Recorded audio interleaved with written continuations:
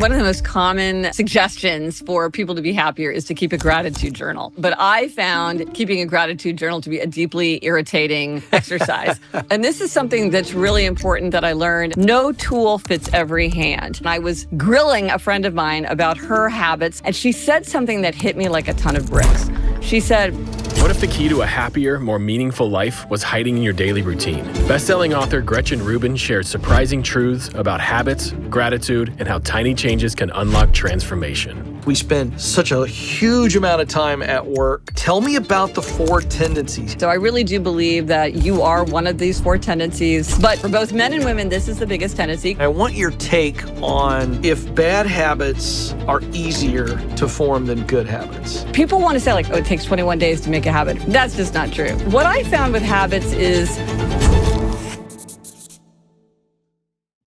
So one of the most famous American phrases, Gretchen, certainly Thomas Jefferson, early in the Declaration of Independence, the phrase, the pursuit of happiness, which he didn't come up with for context, but that's when it's introduced to us Americans, this concept as an inalienable right. And I bring that up because I love your story. Before you ever got into writing about happiness, this was a personal thing for you. You decided to divide a year into 12 thematic months centered on some areas of your life where you wanted to improve. Dare I say, maybe you weren't as happy with how it was going. Take us back to that. And I'm really curious to know what the driver was. Was it more of a specific moment of realization, or was it something that developed over time into how you actually got into the concept? Oh, no, I remember exactly where I was and how I had the idea. So I'm a writer, so I was just finishing up my book, which was a biography of JFK. And I was riding home in a crowded city bus. I live in New York City, so I was riding the bus. And we were moving really slowly, so I had one of those rare opportunities for reflection, that you don't often get in a busy day. And I looked out the window and I thought, what do I want from life anyway? And I thought, I want to be happy.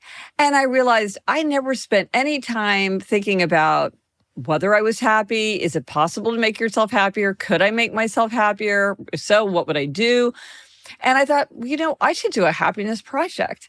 And I ran out the next day and got to the library, which is what I always do, and got a giant stack of books about happiness. Everything from ancient philosophy, contemporary science, novels, memoirs, anything I could get my hands on. I wanted to figure out, what is happiness, and is it possible to make a person happier, and how could I be happier?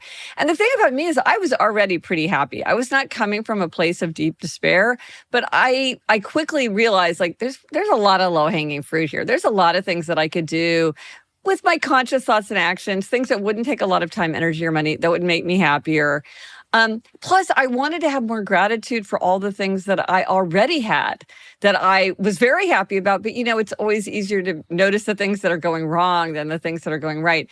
And so because I thought in those first moments, I should have a happiness project, that's what I called it, my happiness project. And I did exactly what you said. I decided after doing a lot of, research and note-taking, I figured out 12 big themes that I thought that I should work on in my own life to be happier, and figured out a couple concrete, manageable things to try within each theme, and just tried it all out to see what made me happier and, what didn't make any difference. And that was my happiness project.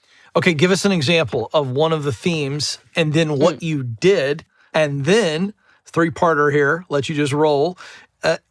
How did it pan out for you?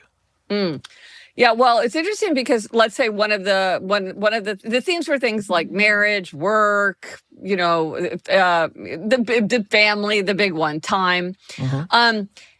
So say within one of the things that I wanted to do was to test what the research shows, is that people who do things that are novel and challenging tend to be happier.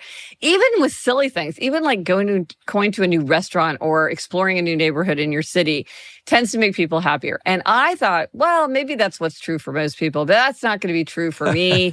I like repetition. I like mastery. So, but I needed to test the idea. So I thought, okay, well, what could I do that would be novel and challenging for me to use myself as a guinea pig for that idea.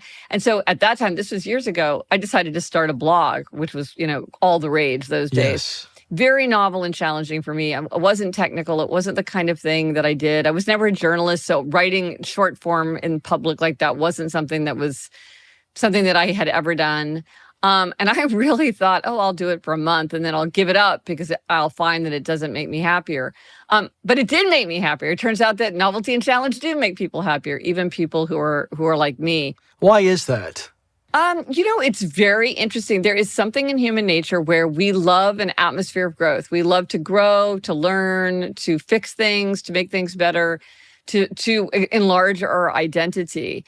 And it's one of the nicest things about human nature that we have this impulse towards growth, that we want to grow, and doing things that are novel and challenging help us achieve that. Also, time slows down. I love habits. I read a whole book about habits, Better Than Before. But one thing about habits is they speed time. And if you've ever been in a situation where like you're in a rut where every day is exactly like every other day, just time whips by. And then you go on vacation and all of a sudden time slams to a standstill, and like each day can feel like such an adventure, because since there's so much new and challenging stuff coming into the brain, time feels richer and more dense. And so there's a lot of advantages to doing things that are novel and challenging. In each of the themes, I'm not going to make you go through all the themes. Did you see consistency, that you were happier in each of those areas that you previously outlined? Or was it no? Some of them didn't work. It's funny. Like one of the most common sort of suggestions for people to be happier is to keep a gratitude journal.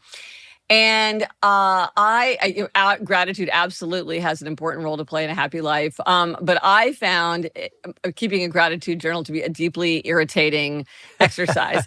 And so whatever it was supposed to do, it was not doing for me. And so I gave that up. And I found a different gratitude practice, which is for me, like I live in an apartment building. And to go outside, I have to go through 2 doors, or to come in, I have to go through 2 doors. And so I try to make that moment of transition, like a moment of like thinking about being grateful. Just the way sometimes people pause before a meal to be grateful. There's a lot of ways to do it. And I just found that as much as people go on and on about gratitude journals, I found it very annoying. I love that. Thank you for sharing that, because I think that's so refreshing. You enjoy the gratitude piece. It's just the journaling piece for you. It's a non-starter. Love that. And this is something that's really important that I learned, and with every book that I've written since, I've realized it more and more to be true, which is no tool fits every hand. That's right. People will say like, well, you have to start small.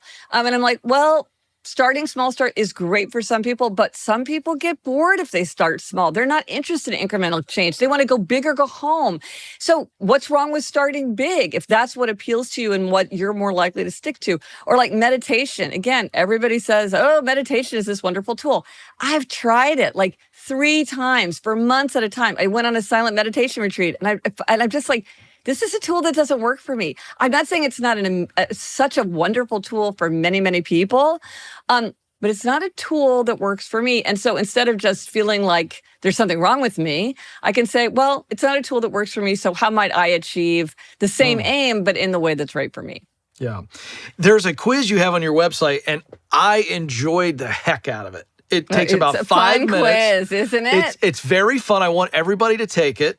And it takes about 5 minutes, and it revealed to me. So we're going to put me on the stand here and have and learn under something. Under the microscope, yeah. Yes, ma'am. But before we do that, I want you to explain why that when we when we neglect our 5 senses, that it does lead to unhappiness. Play that out for us. Well, I think some people are really good at tuning into their 5 senses, but then there are other people that are like me, where we get very much up in our heads. We can get very distracted. I mean, I always kind of treated my body like the car that my brain was driving around town. And there's so much energy and connection, and there's so much value in connecting to the world through our five senses. It's so satisfying to us. And so one of the things that I found is that for people who neglected many of their senses, or most of us have one sense that we neglect the most, like re-engaging with that sense is a way to really tangibly and like within our own power, bring it back into our life. And here's the funny thing about the five senses. What I was surprised when I was writing my book, Life in Five Senses, is that with almost anything that you were trying to do to make yourself happier, there are ways to use your five senses to do that. For instance, you want to calm down, or maybe you want to pump yourself up, or maybe you want to like be able to sit down and do the drudge work, or maybe you want to think expansively and creatively, or maybe you want to connect with other people, or maybe you want to have more novelty and adventure. Whatever you're trying to do, there's a way that you can use your five senses to do it. And because we know our five senses, if I said to you, hey, Ken, just brainstorm with me. Let's talk about how could you use your sense of hearing to calm down? Okay, how could you use your sense of hearing to give yourself energy? Okay, how could you use your sense of energy to help you focus and power through hard drudge work? You would be able to think of ideas like that because we know the five senses, but often we don't think about it. We often just forget about the fact that like we have to take our bodies into account as we're thinking about our life and our happiness. Yeah, we don't teach this. I mean, until I saw your work on this, we don't think about this. And when we think so much about mental health, it's become such a buzz phrase. But the idea that we were given these senses and they're wonderful. And they obviously can cause pain. But I don't think we think about it in terms of personal growth or the ability to regulate the ups and downs of life. So I took the quiz and I really went into it open-minded, didn't try to think through the sense. I just answered the questions. And my report said that the most neglected sense is hearing. Interesting. Yeah. And so I started to think through that after getting the answer. And it gave me some great suggestions. I want you to give me suggestions. So you hear that and you go, okay, Ken, coach me up on that. Yeah. Well, the thing about the neglected sense is that most of us have senses that we really appreciate. Now, you said what your most appreciated sense is, so tell everybody what your most appreciated. Taste. Okay. Yeah, no question. Yeah. So, and the thing about when we appreciate a sense is like, we're already doing that work. We turn to it for comfort and pleasure. We use it as a source of learning and adventure. We use it to connect with other people. We use it to like help us like be productive and creative because we appreciate it. The reason why it's good to know your neglected sense, why the quiz points out your neglected sense, is because that's where there's low-hanging fruit. Because since you neglect it, you're not turning to it. So I might say to you like, hey, maybe a fun thing for you to do with somebody as like an adventure to connect with somebody else is go to a sound bath or go to a concert. Or maybe make yourself the aim of listening to some new music every month. Or maybe you want to think about how the sense might be bringing you down. Like, are there annoying sounds in your environment, like notifications on your phone? Or is there like a creaky desk chair that is just sort of on the edges of your mind, bugging you and making you irritable? Or do you have a really ugly alarm sound on your phone where instead of you could take 1 second and make it into some kind of more melodious sound?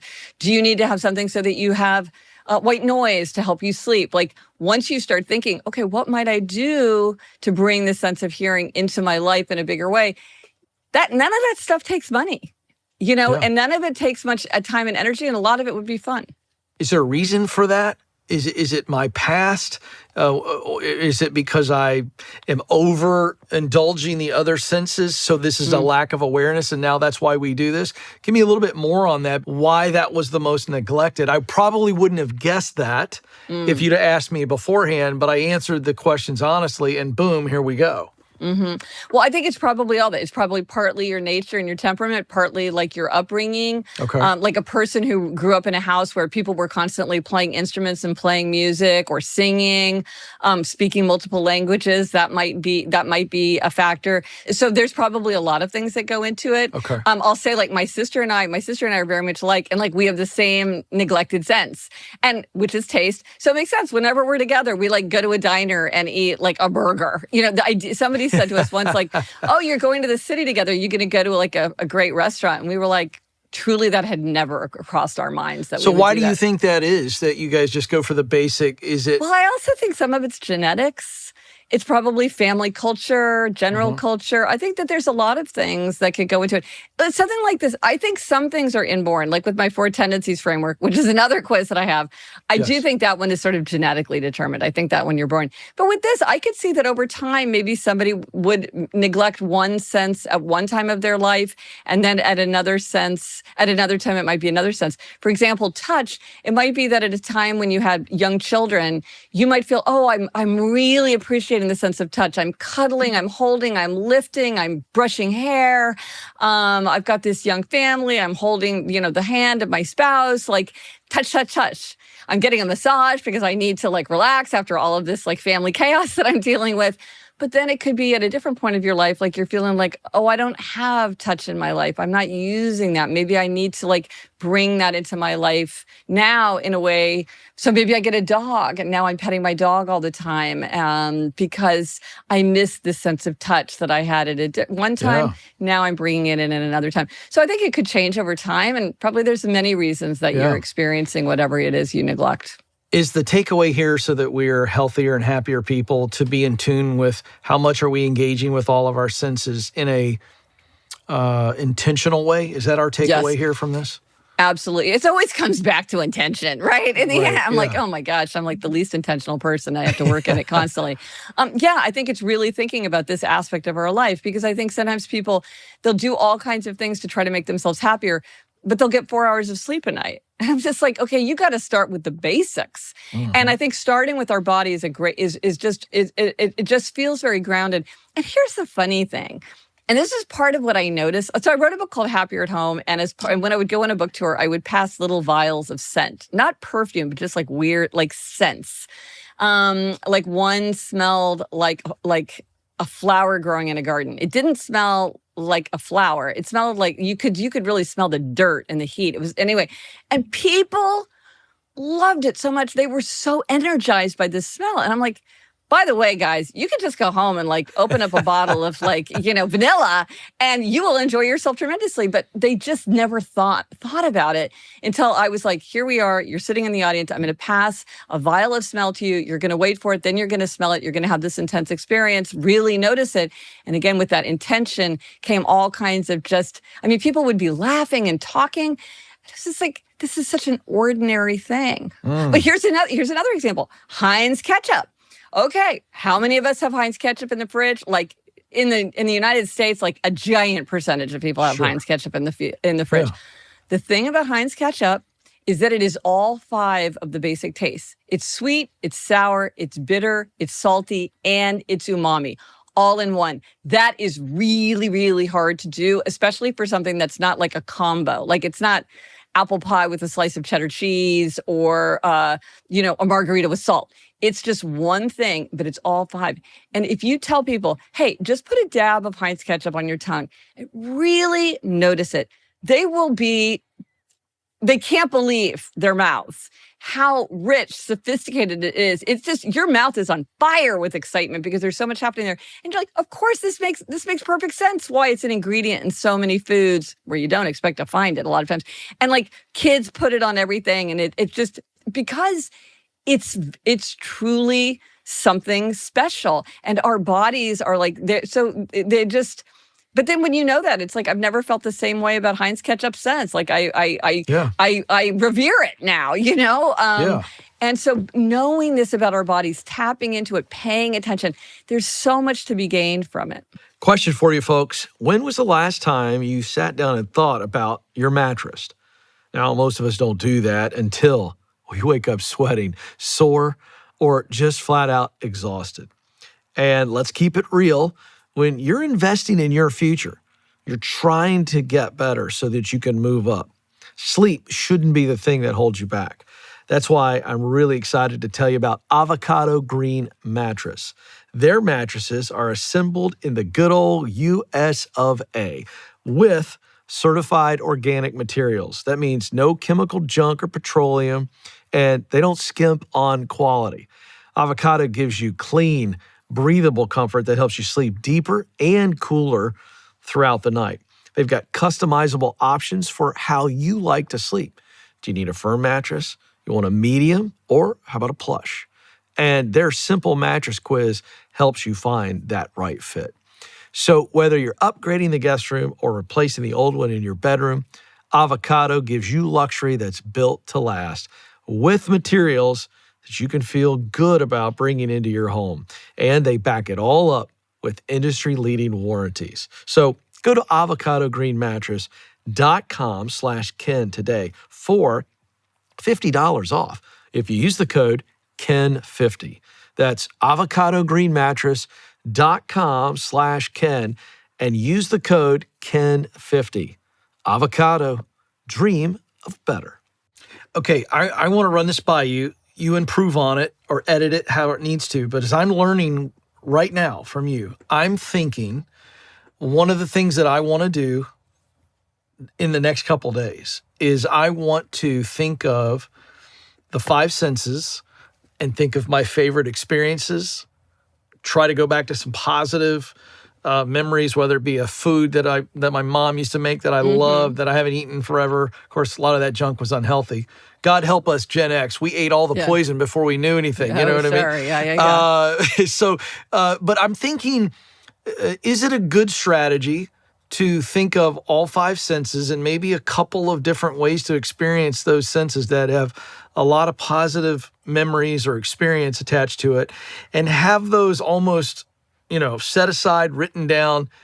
And if I got a really tough day, going through something tough mentally or tough emotionally or tough physically, having those there as a way to intentionally go back to, you were talking about the sense of smell, maybe smelling something that, gives you great memories, or listening to a song that takes you back to a great time.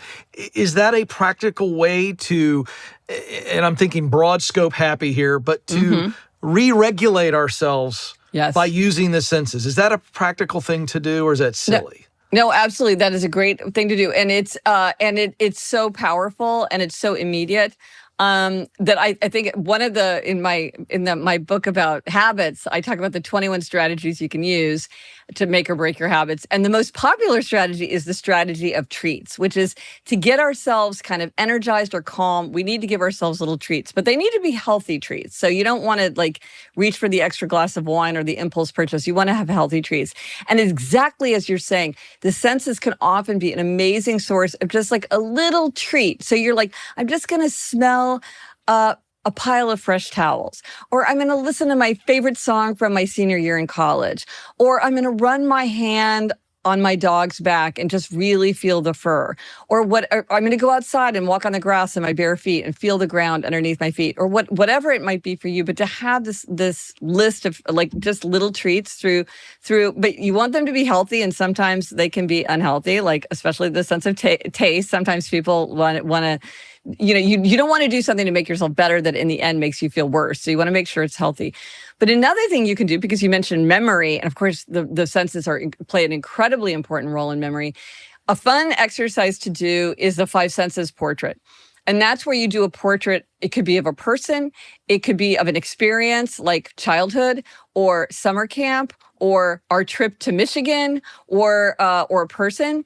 And you write down the five senses, you write down just five notable memories. And at the end, you will have this really amazing portrait that so many memories will come back, flooding back to you, and they will be so tangible. But the interesting thing that I found after I talked about this in my book was how many people use this as a tribute to someone who has died. One of the things, it turns out, that I heard over and over from people was, I'm afraid that I'm going to lose the tangibility of this person who's so dear to me. Or I want to convey the presence of a beloved person, maybe to a grandchild who will never know the grandfather or whatever it might be. So how do we hold on to just the essence of a person? And some of us want to sit down and write a 50-page, memories, and that's wonderful. But a lot of people don't have that impulse to do that. But a 5 senses portrait, people would send these to me, and in a flash, I would be like, oh my gosh, I have such a clear picture of your grandmother. Or like, oh my gosh, like, I am so glad I was not on that camping trip with you, but it sounds like you had an amazing time, or whatever, because the 5 senses, they hold on to memories, and they're so specific that they give us that sense of treat and that sense of memory. Yeah, I just, to our audience, for me personally, I just think this is such a simple way to regulate the nervous system, and our emotion, and our mental health when we're just surrounded by impulses all the time. Love that. All right, now you mentioned the other quiz, the 4 tendencies. I did not take that one, but I'm pretty convinced I know which one I am. We'll get to that in a few moments. Okay, I'm curious. Yeah, well, and I dare say I think I'm a bit of 2, and it depends on the scenario. I'll be very transparent and vulnerable. We'll let Gretchen break me down. Okay. But I do want to talk about our tendencies, and I want you to explain the way you look at it, because we're really going to talk about relationships here, and personal relationships, and then I'm going to say professional relationships in the office. We spend, such a huge amount of time at work still. Despite the fact that we still have remote work, it's back to pre-pandemic levels. So we're bumping into people all the time, and relational health is ground zero for people to win in life and certainly to be happy. Yes. Tell me about the 4 tendencies. How did you come to this, and explain the science and what you've learned about this? Yeah, well, we'll talk about the 4 tendencies, and I'll describe the 4 tendencies, and most people know exactly what they are, so you don't even need to take a quiz. But if you want to take a quiz, again, it's on my website. It's great. 3.5 million people have taken this quiz now. It's free, it's quick, and it will give you kind of a report.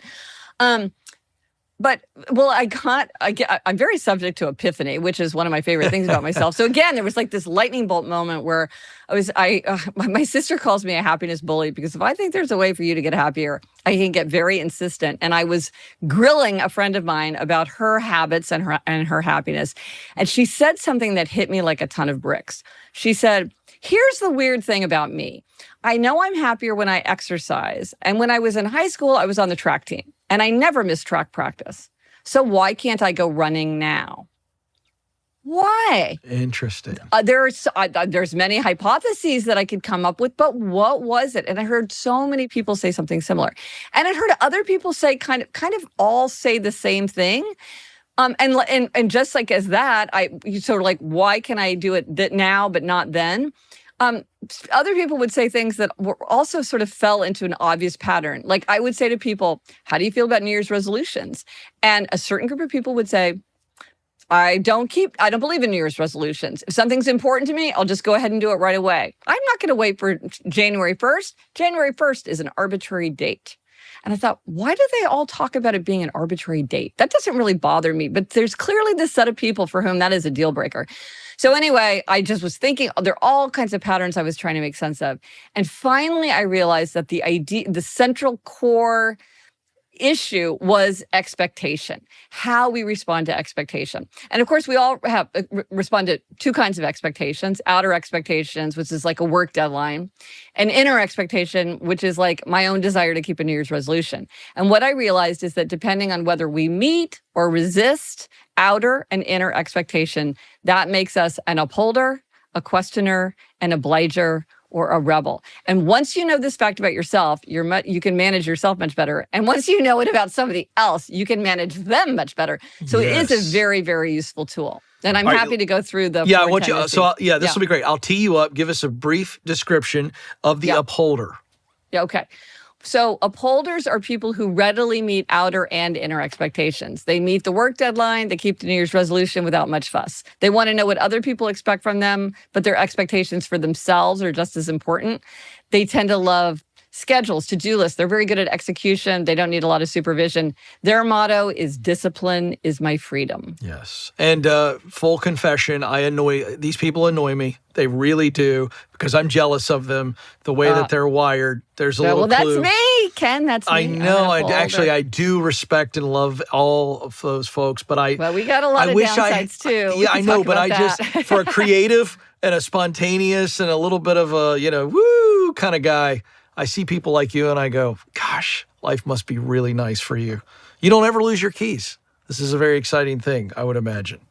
Yes, there's a lot. Well, all the tendencies have big strengths and also big weaknesses. Yes, and the strengths are the weaknesses. They're sort of two sides of the same coin. I had to confess my jealousies. I heard that description. Okay, next, the questioner. Describe the questioner. Questioners question all expectations. They'll do something if they think it makes sense. So they're making everything an inner expectation. If it makes sense to them, they'll do it no problem.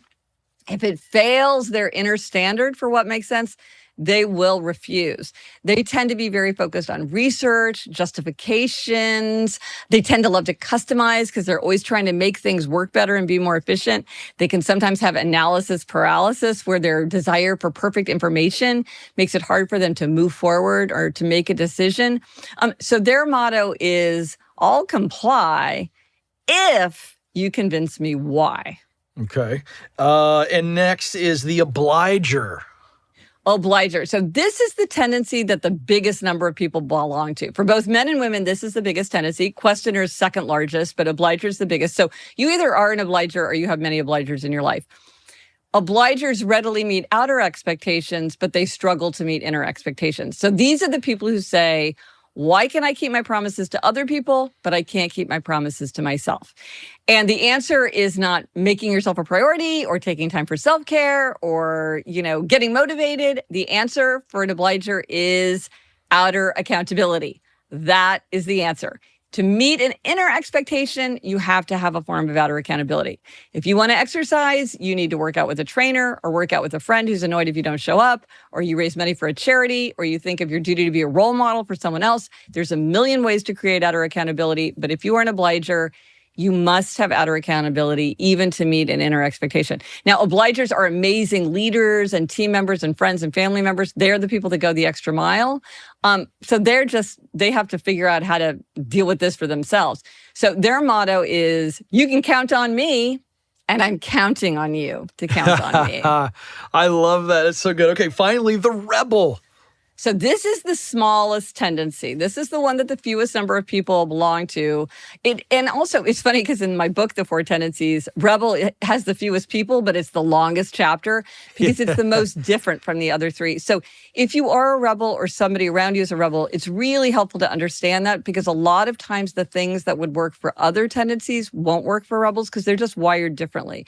So rebels are people who can do anything they want to do. They can do anything they choose to do. But if you ask or tell them to do something, they're very likely to resist. And typically they don't like to tell themselves what to do. Like they don't want to sign up for a 10 a.m. woodworking class on Saturday because they think, I don't know what I want to do on Saturday. And the idea that someone's going to expect me to show up is just going to annoy me. So their motto is, you can't make me, and neither can I. This show is sponsored by BetterHelp. These days, it seems like you can get advice everywhere. Podcasters, gurus, and influencers telling you how they think you should grow. But how do you know what's actually right for you? Trust me, reading every leadership book and trying every productivity hack can leave you more overwhelmed than inspired. That's one reason I believe in therapy, not as a last resort, but as a strategic investment in your personal and professional growth.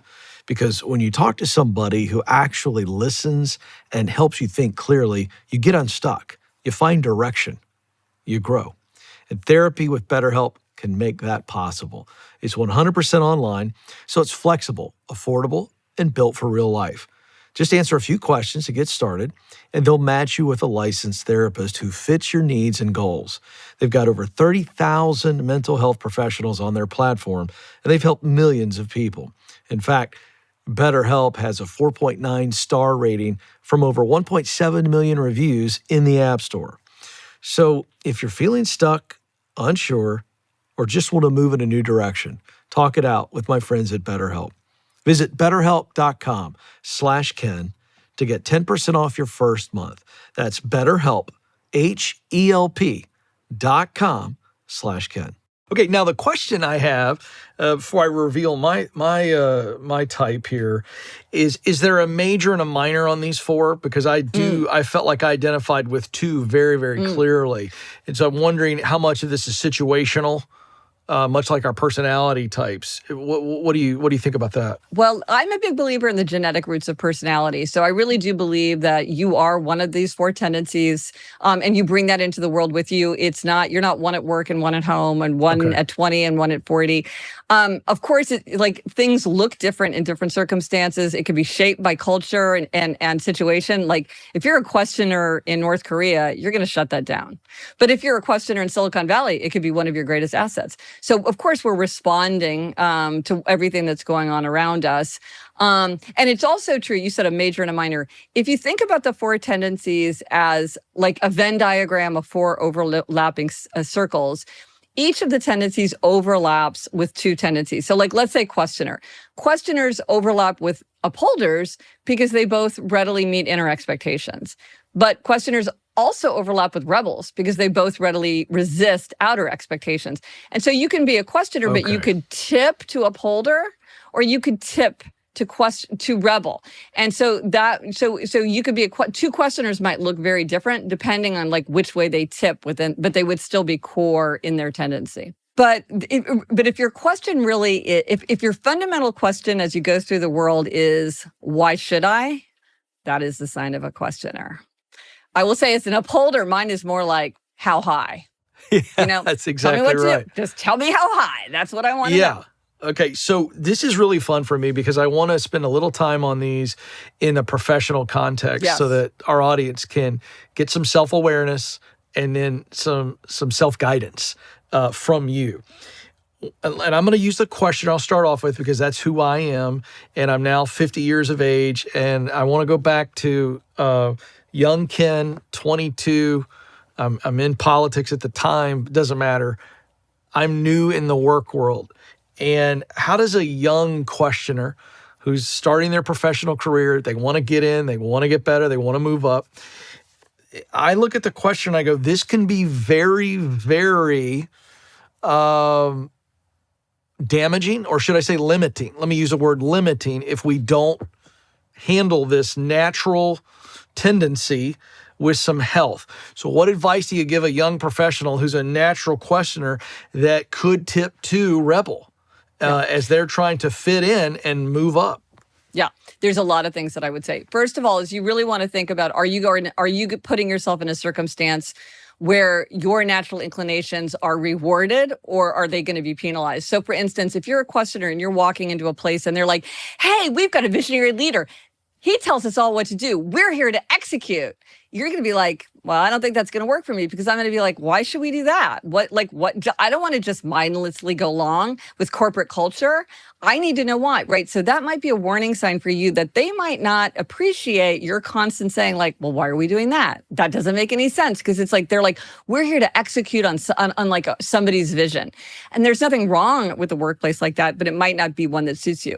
Another thing to keep in mind for questioners, and this is important even for very young children who are questioners as well as adults, which is that the questioners sometimes drain and overwhelm people with their constant questioning. Yes. And an important thing for questioners to do is to learn how to ask questions constructively. Because if you have a thin-skinned boss, he or she might start to think, look, Ken, you're undermining my authority. Mm-hmm. You're constantly questioning my judgment. You're not a team player. You're taking too long to make decisions. You're a roadblock.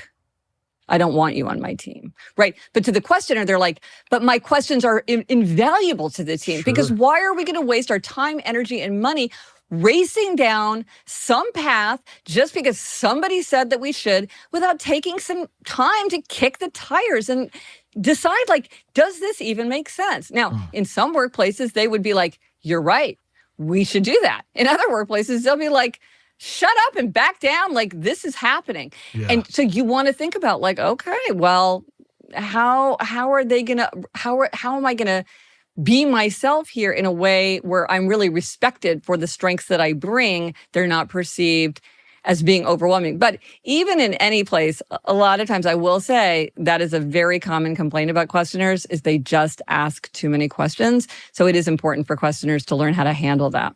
Yeah. Is there any evidence, any data, Gretchen, that shows any one of these tendencies tend to be more in leadership roles? Yeah. Well, there's more obligers and then there's questioners. So just in terms of like the sheer numbers of it, they've got numbers going for them. Gotcha. And then there are certain roles where it might be hard. Like I remember I was talking to like a big CEO and he was saying, I think it would be very hard to be a rebel in a public company because there's so much that you have to do as the head of a public company where you just have to do it. People are telling you what to do. And like for the good of the company, you just have to do it. And if you're constantly fighting that, you probably aren't going to succeed. But I will say, like, I think it's more about understanding yourself and like working with your strengths and knowing how to offset your weaknesses, or maybe surround yourself with people who can like shore up what you're not good at. So it's more about knowing yourself and managing yourself better, more than like this kind of thing works for that kind of person, because there's a lot of ways, like a lawyer, an upholder, a questioner, an obliger, a rebel, they all make great lawyers. They would bring a different energy to it. Now, I will say, like, I have heard just sort of anecdata, rebels often do really well in sales. They like sales because it's kind of like, hey, whatever you need to do to make that sale, that's okay, right? It's very kind of like, and like when there's they tend to like a lot of variety, right? So something where there's a lot of variety might be something that would suit a rebel, but I wouldn't say like all salespeople should be rebels or all rebels should be salespeople. Strangely, rebels are often attracted to areas of high regulation, like the police, the clergy, and the military, which really surprised me. But what they say is like, it's kind of energizing for rebels to have a lot of rules to push against. So they kind of, and if you look at something like the military's kind of figured out how to deal with rebels in a way to get the good out of rebels. So part of it is like getting yourself to a place where what's good about your tendency can be harnessed and used effectively, and what's not so good, you figured out how to shore yourself up. Yeah, I think I know the answer to this. It's kind of like asking you to rate your children or something, but I do you think that this is a fundamental piece of awareness that leaders need to have with their teams? I think it's huge. No, I think it's huge because there's just so much bafflement and confusion that can arise if you don't understand the tendencies, if you don't understand why people are behaving the way that they're behaving. And it's just a lot of unnecessary conflict.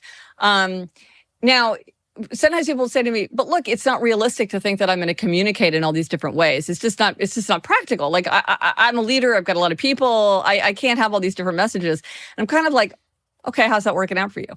Yeah, right. You know what I mean? Like, do you find that you get like total buy-in? Like when you announced that everybody in the company was going to switch to a new software program, did everybody just like get on board and do that right away? I suspect that they did not. And I think that there are ways that in your communication, you could probably accelerate the rate at which there would be acceptance of a major change like that. Is that a hassle? Yes, it is. But it's all people, right? Like, everything's harder because of people. Yeah. Okay. You're a habit queen and very disciplined. And I want to talk about habits. And I want your take on why habits, and I'm going to talk about bad habits first. If bad habits are easier to form than good habits, is there any difference?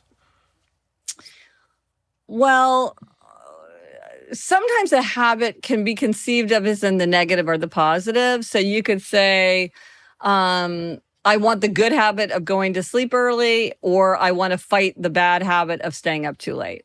So when you're thinking about habit formation, a lot of times you can think about, are you tackling it from the negative or from the positive? That's not true of all habits, but a lot of times you can do it that way.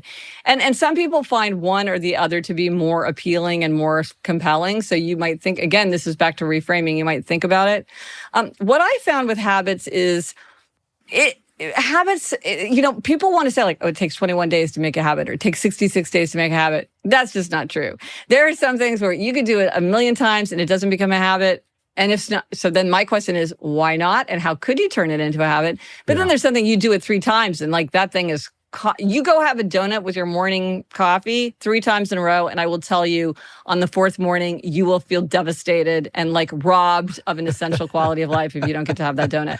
So part of it is just to be aware of like, are we accidentally forming habits? Are we accidentally keeping ourselves from forming a positive habit? Like, are we assuming that we're forming a habit when we aren't? For instance, people often think like, oh, I'm going to do 30 days of yoga because then I'll be in the habit of doing yoga. But then on day 31, they don't do yoga. Or somebody said to me, I trained for the marathon. I had an amazing experience. I ran the marathon and I haven't run since. Right? Because they thought that they assumed that by doing that, they would give themselves a habit. But they didn't, because they were working towards a deadline, towards a finish line. And with a habit, that can sort of be an interesting thing to do to get yourself started. But you have to do a lot of work to realize, okay, 30 days or running the marathon, that's a milestone, but it is only one of many milestones that you will pass in a lifetime of running or a lifetime of yoga. So a lot of it is knowing how to approach behavior so that you are building it into a habit or preventing it from being built into a habit. Along those lines, we've all seen this, right? Is that we tend to continue as we begin. And so if there's something like, let's say you're starting a new job, a lot of times people have a really bad impulse, which is to say, look, I'm just settling in here. I'm going to take it easy. Okay, yeah, I want to go to the gym every morning before work, but I'm not going to do it for the first couple of weeks because, I'm just like getting my legs under me. Or, I keep telling my family that I am going to really stop work at 6:30 every day, but this first couple of weeks, like I want to work late and just like kind of get more stuff done. No, because whatever you do those first couple of weeks, that's going to start feeling like that is the norm for you. And so that first week, you more want to go to the gym because then it'll just be like, oh, this is my day. I get up, I go to the gym, I start work. Because from the first day you go, you're starting to, like the concrete is starting to harden. And one of the things that research shows is that if you are trying to change a habit, one of the best times is when there is a big transition in your life. For instance, for people who are trying to quit smoking, one of the most successful times is when they move. Because all their habits are broken, all their associations are broken. Oh, I sit and have my first cigarette with my cup of coffee, sitting at the breakfast table. None of that's there. And so that's a really good time. But starting a new job, moving to a new house, starting a new relationship, you always want to think like, how can I start the way that I want to continue? Because whatever I do at the beginning, you might go to a new job and you're like, you know what? There's 3 vending machines full of tasty treats. And my rule is, I never buy anything from the vending machine. I don't buy anything from the vending machine. I never walk to the vending. I don't even look to see what's in the vending machine. The vending machines are nothing to me. Yeah. And if you do that from the first week, by this 3rd week, they'll just fade out of your existence. But if you're Why is that? Why is there a correlation between transition and the ability to start a new habit? Because when we're in a new circumstance, old habits are wiped away, and so new habits can rush in. But if you're in your existing situation, you have to put it in, and it can feel a lot more burdensome. Like if you're starting to go to the gym and you've never been going to the gym, it feels like a lot. You're like, oh my gosh, I got to get there. I got to work out. I got to take a shower. It's a whole thing. It feels so burdensome. But if it's just part of your day, then it doesn't feel burdensome as much. That's why I have to say, like, I am a kind of an all or nothing person. I will often do something every day or without a break, because I feel like that's easier than stopping and starting. So for instance, I have a podcast, the Happier Podcast. So we started more than like 10 and a half years ago, and we have never taken a week off because it's easier for me not to stop and start than to just go. I'm a low carb person. I really am one of those low carb people that you read about is like, I really don't eat. I don't even eat, like, I wouldn't eat a mango, say, so like, really? Yeah, I don't eat fruit except for berries. So, but I eat that way all the time. And some people are like, but why don't you give yourself a cheat day? And I'm like, because going on and off, then I would always be, my sweet tooth would always be going. I'd always be thinking now, later, this doesn't count. Maybe I'll pretend like today is Saturday or whatever. I'm like, but if I just say none, then that's easier for me. Now, I'm not saying this is true for everyone. It's not true for everyone, but it's true for me. And so part of it is also like knowing yourself and like how to set yourself up for success. But it's certainly true that what you do at the beginning has a very disproportionate influence on how you continue. So you want to take advantage of transitions, in any way you can to build those intentional habits that are really going to work for you and to maybe get rid of habits that aren't working for you, like staying too late or doom scrolling at work or whatever it might be, you can, with some thoughtfulness, you can figure out how to set yourself up right at the start, and then it will be much easier to continue. Hey, I want to tell you about my new sponsor, Delete Me. Here's a fact for you. Your personal data is everywhere on the internet. And I don't just mean your name. I'm talking about things you don't want out there, like your home address, phone number, names of your kids, and a lot more. That we can all thank the data broker sites that sell your data. And then it ends up in the hands of online thieves who use it in scams and phishing attacks. And here's the worst part. Even if you think you cleaned up your digital footprint, your personal info can pop back up without warning. That's why I'm proud to recommend Delete Me. They're the industry leader at scrubbing your info from hundreds of data broker sites. And not just one time, they do this continuously. Then they send detailed reports showing what they've removed and from where. And if you have a very unique situation, they've got specialists that can help you. This is not about being paranoid. It's about being prepared. So don't wait for a phishing scam to catch you off guard. Go to joindeleteme.com/frontrowseat today and use the promo code FRONTROWSEAT for 20% off an annual plan. That comes out to just $9 a month. That's joindeleteme.com/frontrowseat. I want to put me on the spot here again. I haven't taken the quiz. I want to take the quiz. But walk me through this a little bit. Walk me through this maybe something in my life where I want to form a habit. Can we do this? Can I Sure. put you on the spot? What habit do you want to form? Of course, you asked me this, and I hadn't put a lot of thought into it. What? Or break. But not nervous habits. I don't talk about nervous habits like nail biting or hair twisting. Those are kind of different. Yeah. Unfortunately, I'm okay there. I'm a hair twister, so I have a nervous Are habit. you? I tell you what, I would like to have a habit. I would like to move to an early morning workout. I am a late afternoon guy, and I just think for my life, it might be more efficient. I don't know. Can I push back on you? Can I push back? I sense that you were already going to. Yes. Okay. So this is the thing: there really are chronotypes. About 40% of people are morning people, about 30% of people are night people, and then everybody else is kind of in between. Okay. It's largely a function of genetics and also age. So little kids are morning people, and then older people are morning people, but then young adults are very owlish. But then sometimes people are just owls like throughout their whole lives. Uh-huh. If you are a night person, that means that you are at your most productive and creative and energetic later in the day. And in my observation, you are much better off shaping your life around your chronotype rather than deciding on paper, it would be more efficient for me to be a completely different kind of chronotype. And so let me do that, because it tends to be very, very hard. If you successfully exercise in the late afternoon, I get that it might be, there's all kinds of reasons on paper that it might be better to do it in the morning, but I suspect that you might find it much more difficult and maybe you would be less consistent. Because if it's really working for you in the late afternoon, then there's probably and that's a really good, whenever you're thinking about a habit that you're struggling with, a really good question to say is, was there a time when I was able to successfully? Was there a time when I was cooking for myself regularly? Was there a time where I was going to movies all the time and really keeping up on movies? Was there a time when I was exercising consistently? And usually there's a big clue. So if you are exercising very consistently in that day part, probably that's a day part you're a questioner. Questioners love to experiment. You might say to yourself, hey, I'll take a 2-week experiment. They love to customize.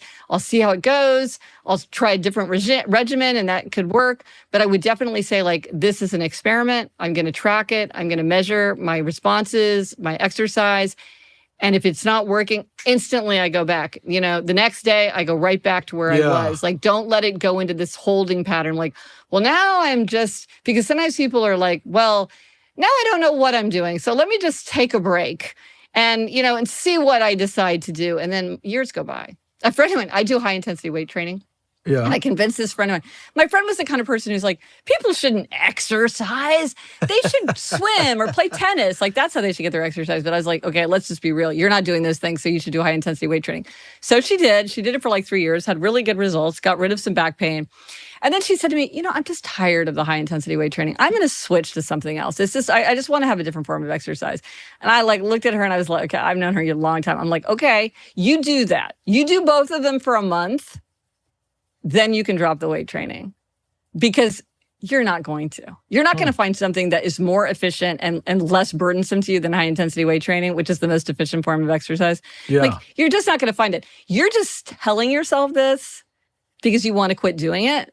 But if you quit, you won't start. And I'm just saying, I was like, I said, because I am a happiness bully. I was just like, that's true. And she's like, yeah, you're right. I know that's true. I mean, she was starting to tell herself a story like, I'll let this go, and then I'll do a little bit of research, and maybe I'll try this, and maybe I'll try that. And then she just wouldn't, right? Because it's not her nature to do it. She had worked really, really hard to develop. She's an obliger.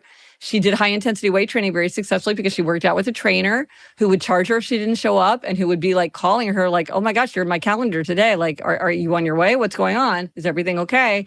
Like, that really worked well for her. I really, really appreciate how you're a happiness bully. When you first said it earlier in the conversation, I was like, that's cute. She's so sweet. But you really challenged me on something, and I want the audience to catch what I learned from that. I threw that at you because I've got a bunch of buddies who work out very early in the morning. Mm-hmm. I, in college, certainly as a young adult, was an owl.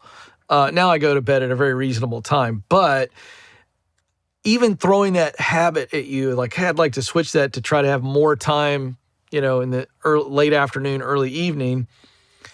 I really value, when you push back, it made me think how much I value my quiet and reflection time in the morning. And so I am intentional, but I'm a quiet, up before everybody else, really enjoy my coffee, my thinking, prayer. I like to think about the day because I'm on all day. In my particular world, I'm talking all the time. You're a morning person, but you have a higher value. You want to use that time in a different way than using it on exercise. Yes. I have developed, it helps me set the day, set my emotions. Yeah. And I think if I were to bite into that, or get up earlier and not understand how I'm wired. Anyway, I'm glad you pushed back on that. And that's a great example of really thinking through why we do things. Because for me, it was like efficiency. But if I'm completely honest, and I am, I'm not a guy who is a routine for efficiency guy. I'm a feel. I live my life through feel, and so the morning, that routine is really good for me. And what I've learned in the last 2 years of adopting the weight training, it allows me to really release all of the performance and stress and pressure that I have during the day. And I feel more restlessness that you get. Yeah. Physically, it feels good to reset and do something that's monotonous. Right. Because the rest of my day is all this: read, react, talk on television, radio, whatever. So I'm glad you pushed back on that, because I learned that I don't want to look at a habit because everybody else is doing it. I want to look at a habit, should I be doing it? Exactly. You poo-pooed the idea that 21 days, all this stuff that's been said about takes 21 days for a habit, and you were like, it can happen. In that scenario, how many times, is there anything that you would hang your hat on as it relates to how many times, or is it more about, look, if it's that convicted, that's going to stick pretty quickly? I wanted you to close the loop on what you said earlier with that example. It's hard to say because people are really different. And I do think that food habits have a special energy. They often have really strong associations. So for you, it could be an association with, my grandparents would take me, and it was a time of love and safety, and it was such a refuge for my chaotic family. And so for me, this whole experience is so rich and meaningful that it really is hard for me to give it up, even though I know I have to. And so and somebody else could be like, yeah, we always got it. I really don't care. That kind of leaves kind of a bad taste in your mouth. That's not such a big deal. deal. Like, I think a lot of times we want to be told, okay, this is the experience that everybody's going to have. And if you just do it this way, you'll have 100% success. But a lot of times these things are like, there's a lot going on. There's different emotions. We bring different things to it. And we have different temptations. Like, so I said that my neglected sense is taste. This for me is not hard. I'm sure one of the reasons that it's not hard for me not to eat sugar is like, I don't care that much about food, right? So you're like, well, Gretchen, why was it so easy for you? Well, one of the reasons is I don't care that much about food. Like, I like good food just like anybody, and I get hungry, but I don't value it in the way that some people really do. And so all these things could go into it. But all of us, I really do think we can all achieve our aims. We can all tackle our habits, but it might be, we might need to do it we would definitely need to do it in different ways. And for some people, certain habits might be more challenging than other people, like doom scrolling. I don't have a problem with doom scrolling. For whatever reason, that's not my thing. But I know a million people where that's like a huge thing. So the question is, okay, turn your phone to grayscale so it's in black, white, and gray. That'll help. Subscribe to a physical newspaper, read a physical newspaper, don't read a news feed. Unsubscribe from the news feed, unsubscribe from notifications, keep your phone in the other room. Like, there's a million ways to tackle it. Even for somebody who finds it to be very challenging, they might have to throw a lot more at it than somebody else. But that's not to say that they couldn't do it if they were strategic. Well, to our audience, as I do in every conversation, I want to share with you something that I'm taking away from this conversation, and I'm going to put into practice in my life so much. But from the senses to the tendencies, one of the things that I've learned from this conversation today with Gretchen is that my self-awareness, the more self-aware I can become, the more self-disciplined I can become. And so specifically in these two areas, I'm going to be doing some inventory on the senses. I mentioned it earlier, and this is super practical for me. I'm going to come up with at least two positive experiences with all of the senses, and I'm going to have them on standby in my leather journal, in my chair, in my reading room at home, and probably on my phone. And as I reach some type of emotional state that's not healthy, we all run through those, I'm going to try to engage with those senses and see what happens. I think it's a really fun exercise. So that's just one thing I'm going to do. I'm going to challenge you to do something with learning about your tendencies or your senses. Again, GretchenRubin.com. These quizzes, fabulous. She does a great job with them. They're free. And the value of self-awareness that you'll get from them and everything she does is so great. Well, Gretchen, you've been a champion. I've been a fan from afar, and now it's great to talk with you. I know that I'm better for it, and our audience is as well, so thank you. Well, thank you. I feel like we could keep talking forever. We're interested in so many of the same things. Thank you. Yes, thank you.